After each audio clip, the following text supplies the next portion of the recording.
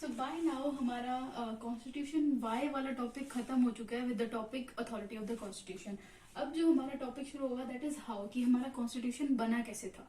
So see how was our Indian constitution made. So it was made by constituent assembly. तो अभी तक सबको ही पता है कि कॉन्स्टिट्यूशन हमारे किसने बनाया था, कॉन्स्टिट्यूएंट असेंबली ने बनाया था। लेकिन अब ये भी जानना है कि कॉन्स्टिट्यूएंट असेंबली कैसे बनी थी या उसमें कौन से मेंबर्स थे। Okay, so its members had been elected indirectly. अच्छा, अब ये टर्म बार बार आएगी, डायरेक्टली इनडायरेक्टली।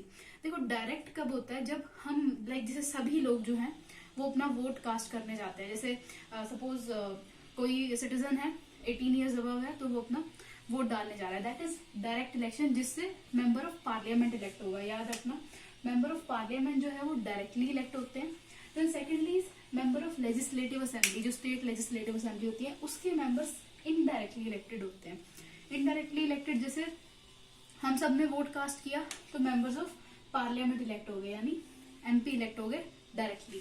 लेकिन उसके बाद ये जो हमारे रिप्रेजेंटेटिव्स हैं इन्होंने मेंबर्स ऑफ लेजिस्लेटिव असेंबली को इलेक्ट किया।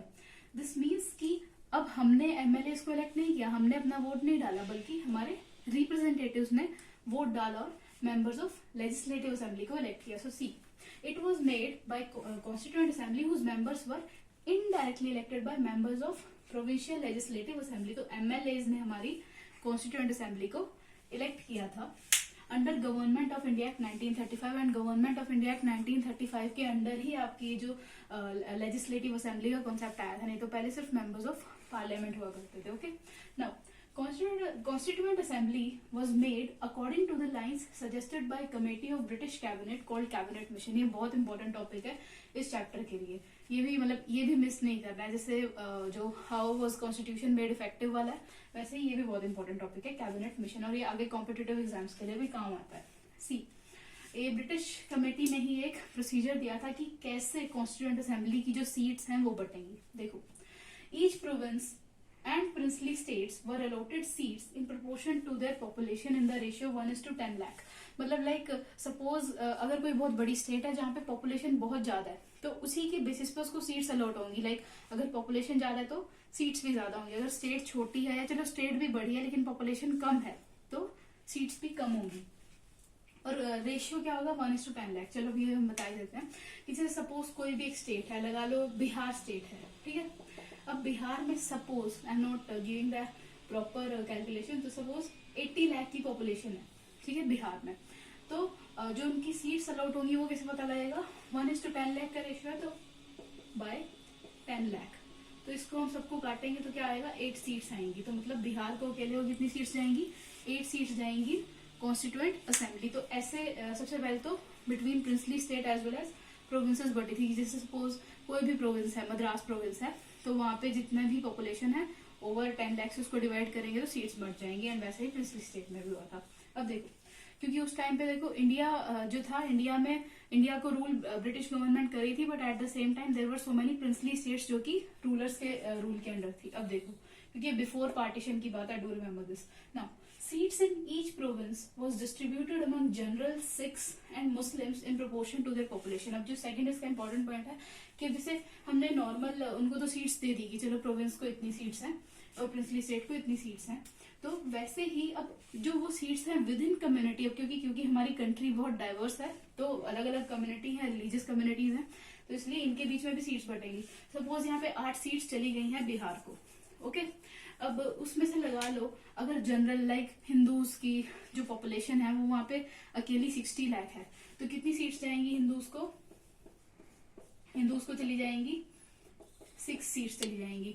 एंड फिर लगा लो अगर 6 और मुस्लिम्स की अगर हिंदूज और मुस्लिम्स की जो है वो 10 लाख की पॉपुलेशन है तो उनके पास एक सीट चली जाएगी। तो ये ऐसे बेसिकली डिवीजन हुआ था। तो पहले हमने देख लिया कि प्रोविंसेस और प्रिंसली स्टेट्स को कितनी सीट दी। अब जो नंबर है ये जस्ट एक बार take a look of it, ये इतना सिग्निफिकेंट नहीं है। एंड सेकेंडली फिर हमने देख लिया कि कम्युनिटीज के विद इन में कैसे सीट्स बटी। अब देखो, members of each community in provincial legislative assembly elected their own representative by proportional representation with single transferable vote system. ये जो प्रोपोर्शनल रिप्रेजेंटेशन का सिस्टम है इसमें यही है कि डिपेंडिंग अपॉन द वोट्स जितने आपको मिलेंगे आपको उसी हिसाब से सीट्स जीतोगे। ये जो आएगा, ये जो सारा मेथड है, ये सारा आपका चैप्टर नंबर 3 में कवर होगा और ये इलेक्शन का एक सिस्टम है। तो बस ये याद रखना है कि जो प्रोविंशियल लेजिस्लेटिव असेंबली के जो मेंबर्स थे वो कैसे इलेक्ट हुए थे,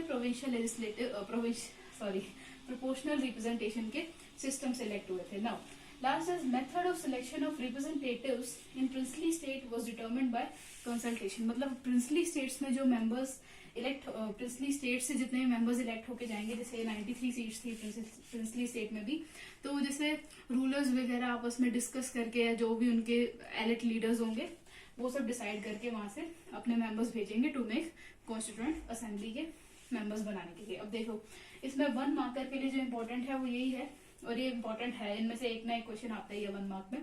जो फर्स्ट मीटिंग थी कॉन्स्टिट्यूएंट असेंबली की बिफोर पार्टीशन। अब हमें पता है कॉन्स्टिट्यूशन बनाना शुरू हुआ था फ्रॉम दिसंबर 1946 टू नवंबर 1949। तो दिसंबर 1946 में हमें इंडिपेंडेंस नहीं मिली थी, तो बिफोर पार्टीशन मतलब इंडिया और पाकिस्तान का भी पार्टीशन नहीं हुआ है। तो first meeting of constituent assembly before partition जो थी वो कब हुई थी, 9 दिसंबर 1946 को। सिमिलरली जो सेकेंड मीटिंग थी, अब फर्स्ट मीटिंग तो लाइक पार्टीशन से पहले हो गई। अब देखो सेकेंड मीटिंग जो थी of constituent assembly after partition, it was on 14 अगस्त 1947। हमें पता है जो हमें हमारी इंडिपेंडेंस मिली थी it was on the midnight of 14th and 15th अगस्त। तो यहाँ पे आपका पार्टीशन हो गया था, तो जिसमें जवाहरलाल नेहरू ने अपनी स्पीच भी दी थी कॉन्स्टिट्यूएंट असेंबली में, that was called as tryst with destiny. तो that is meeting with destiny. तो ये 1 मार्कर के लिए इंपॉर्टेंट, और ये कैबिनेट मिशन आप मिस नहीं करोगे, वेरी इंपॉर्टेंट।